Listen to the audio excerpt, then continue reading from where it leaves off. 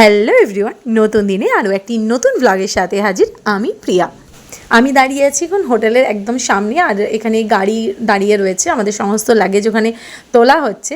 হয়তো তোমাদের এই পুরো ব্যাপারটা বুঝতে একটু অসুবিধে হচ্ছে, তাই চলো শুরুর থেকে ভালোভাবে বুঝিয়ে দিই তোমাদের। তোমরা যারা আমার চ্যানেলে নিয়মিত দেখো তারা অনেকেই জানো আমি বৃন্দাবন গিয়েছিলাম কিছুদিন আগে, মানে কিছু মাস আগে। তো এই ভিডিওটা তখনকার, যখন আমরা বৃন্দাবন থেকে বেরিয়ে যাচ্ছিলাম বাড়ি আসার জন্য, আর আমাদের ট্রেন ছিল আগ্রা থেকে।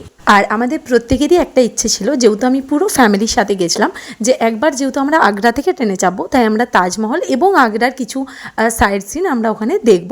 তো তার জন্য আমরা বাই কারে বৃন্দাবন থেকে আগ্রা যাচ্ছি। আর এখন তোমরা যে ভিডিওটা দেখছো, এটা বৃন্দাবন টু আগ্রা যে রাস্তাটা, সেটাই তোমাদেরকে এখন আমি দেখাচ্ছি।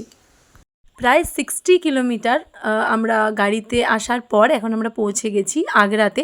আর আগ্রা পৌঁছে সর্বপ্রথম আমরা চলে এসেছিলাম এই গুরুদুয়ারাতে। এই গুরুদুয়ারাটার নাম হলো দুঃখ নিবারণ গুরু কা তাল গুরুদুয়ারা।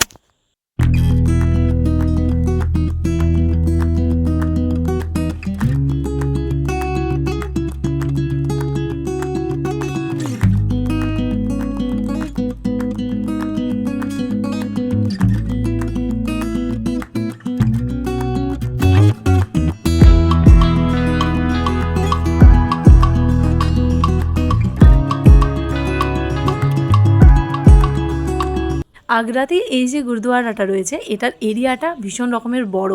আর এই যে আমাদের বাড়ির সবাই ওখান থেকে বেরিয়ে আসছে, ঠিক এই জায়গাটাতে এখানে লঙ্গার খাওয়ানো হয়। চাইলে তোমরা টাকা দিয়েও লঙ্গার খেতে পারো, আর নয়তো তোমরা এমনিও খেয়ে আসতে পারো।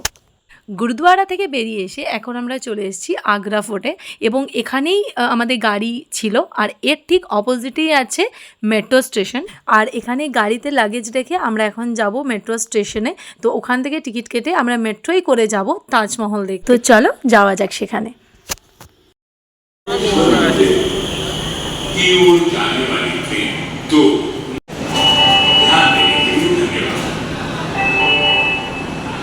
এখন আমরা পৌঁছে গেছি তাজমহল মেট্রো স্টেশনে, ঠিক যেরকমটা তোমরা দেখছো। তো ওখানে নেমে কিছুটা পায়ে হাঁটা রাস্তায় এগিয়ে এলে তোমরা তাজমহলের আসল গেটটা পেয়ে যাবে, মেন গেটটা, যেখান থেকে তোমাদেরকে বেশ খানিকটা হেঁটে যেতে হবে। তবে চিন্তা করার কোনো কারণই নেই, কারণ এখানে সামনেই গাড়ি দাঁড়িয়ে থাকে। তো তোমরা চাইলে পার হেড 50 টাকা করে দিয়ে তোমরা এটা গাড়ির মাধ্যমেও যেতে পারো। আর এই গাড়িগুলো অনেকটাই বড়, তাই পুরো ফ্যামিলি একসাথেই তোমরা চলে যেতে পারবে। তো এটা নিয়ে চিন্তার কোনো কারণ নেই। এখন আমি দাঁড়িয়ে আছি তাজমহলের টিকিট কাউন্টারের কাছে, যেটা তোমরা পিছনে দেখতেই পাচ্ছ। আর প্রচণ্ড রকমের ভিড় ছিল। আর এখানে আমাদেরকে পার হেড 50 টাকা করে টিকিট কাটতে হয়েছিল, যেটা তাজমহলের এন্ট্রি ফিজ। তো চলো টিকিট নিয়ে এরপর ভেতরের দিকে যাই, আর তারপর তোমাদেরকে তাজমহলের আশেপাশের পুরো ভিউটা সুন্দরভাবে ঘুরে দেখাই। এই টিকিট নেওয়ার পর ওখানে চেকিং হয়, চেকিং করার পরই এরকম একটা পরিবেশ তোমরা দেখতে পাবে। আর তারপর চলে এসেছি এই একটা মানে হিস্ট্রির মুঘল সাম্রাজ্যের একটা স্থাপত্যের একদম সামনে।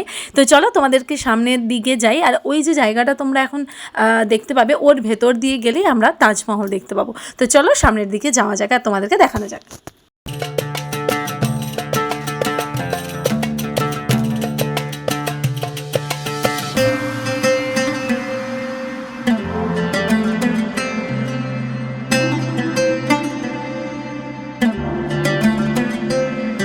তাজমহলে দেখার আগে তোমাদেরকে ঠিক এই জায়গাটাতেই আসতে হবে, এবং এই স্থানের সামনের দিকে এগিয়ে গেলেই দেখতে পাবে তাজমহল।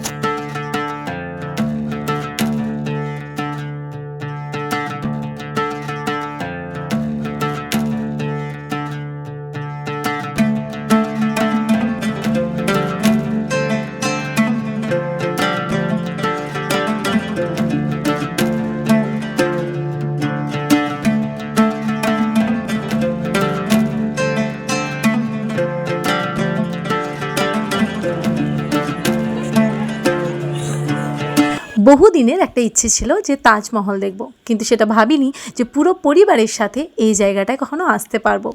তো দূর থেকে আমি তোমাদেরকে তাজমহলটা দেখালাম, কিন্তু সামনে থেকেই এরপর যাব, আর সামনের দিকে গিয়ে তোমাদেরকে সামনের পরিবেশটা দেখাবো। যদিও এখানে প্রচণ্ড পরিমাণে ভিড় থাকে, ঠিক যেরকম তুমি ইনস্টাগ্রাম রিলে দেখে আসবে যে অনেক ভিডিও অনেক ফটো করতে পারবো, বাস্তবে এরকমটা থাকে না, কিন্তু প্রচুর ভিড় থাকে। তার মধ্যে যদি তুমি করতে পারো ভিডিও বা ফটোশ্যুট, তাহলে করতে পারবে, নয়তো প্রচণ্ড প্রবলেম হয়, যেটা আমি করে উঠতেই পারিনি। তো এই যে সামনের দিকে দেখতে পাচ্ছ, এটা সামনের দিকের পরিবেশটা। তো ভীষণ সাজানো গোছানো, খুব সুন্দর সুন্দর। তো চলো সামনের দিকেও যাই, তারপর তোমাদেরকে আরেকটু সামনে থেকে তাজ দেখানো যাক।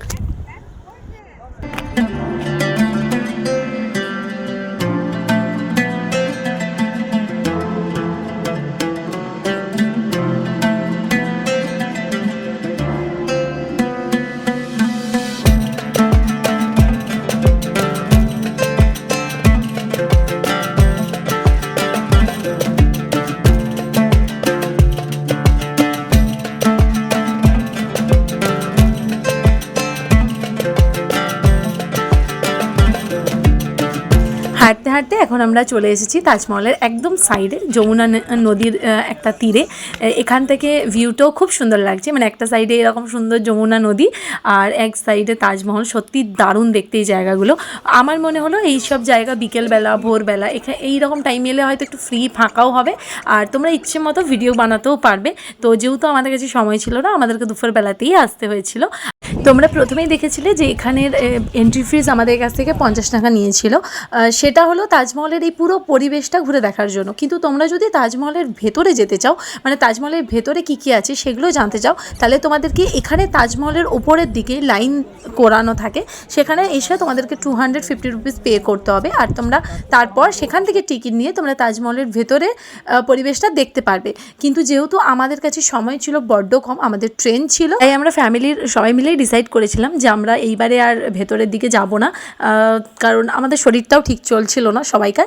তো যাই হোক, নেক্সট বার যখন আমরা আসবো তখন পুরো তাজমহলের ভেতর পুরো চারিদিকটা আরও সুন্দরভাবে ঘুরবো আর তোমাদেরকেও ঘুরে দেখাবো। এত ভিড়ের মধ্যে এখানে আমি কিছু রিল বানিয়েছি, যেগুলো পরে পরে আমি তোমাদের সাথে শেয়ার করে দেবো। আর এখন সময় হয়ে গেছে তাজমহলকে টাটা করে দেওয়ার এইবারের মতো। তো তাজমহল থেকে বেরিয়ে এখন আমরা চলে এসেছি ঠিক যেখানে ছিলাম, মেট্রো ধরে আবার আমরা আগ্রা কিলার ঠিক সামনের দিকে চলে এসেছি। লাঞ্চ সেরে যাবো একবার কিলার দিকে, দেখা যাক কতদূর কি ঘুরতে পারি। চলো তার আগে লাঞ্চটা সেরে নেওয়া যাক। সেদিন দুপুরবেলা আমরা খেয়েছিলাম ছোলা বাটোরা, তার সাথে ছিল বিভিন্ন রকমের চাট, ফুচকা। ওই কিলার সামনেই তোমরা প্রচুর এরকম দোকান পেয়ে যাবে, যেগুলো তো তোমরা বিন্দাস খেতে পারো, দারুণ টেস্টি, দারুণ খেতে। তো বিকেল দিকে আমরা চলে এসেছিলাম হাঁটতে হাঁটতে একটু এই আগ্রার রেড ফোর্টের কাছে, যেটাকে তোমরা লাল কিলাও বলতে পারো। আর এটি সেই স্থান যেখানে মুঘল সাম্রাজ্যের বিভিন্ন কাহিনী লুকিয়ে আছে প্রতিটা কোণার মধ্যে। আর এটা বিশাল একটা জায়গা বা বিশাল একটা এরিয়া নিয়ে এই জায়গাটা আছে। হয়তো এর ভিতরে গেলে অনেক কিছু হিস্ট্রি জানা যাবে, কিন্তু আমাদের কাছে সময়টা ছিল বড্ড অল্প, তাই আমি তোমাদেরকে এর ভেতরে যে কোনো কিছুই দেখাতে পারলাম না। নেক্সট টাইম আমি অবশ্যই চেষ্টা করব তোমাদেরকে পুরো এর ভেতরে যে পুরো কাহিনীও তোমাদের সাথে শেয়ার করার। আর এই রেড ফোর্টটা কিন্তু রাস্তার একদমই সামনে, আর এই সামনেই তোমাদের গাড়ি পার্কিংয়ের জায়গা আছে। তো এই সুবিধাটা এখানে ভীষণ ভালো লাগলো আমার।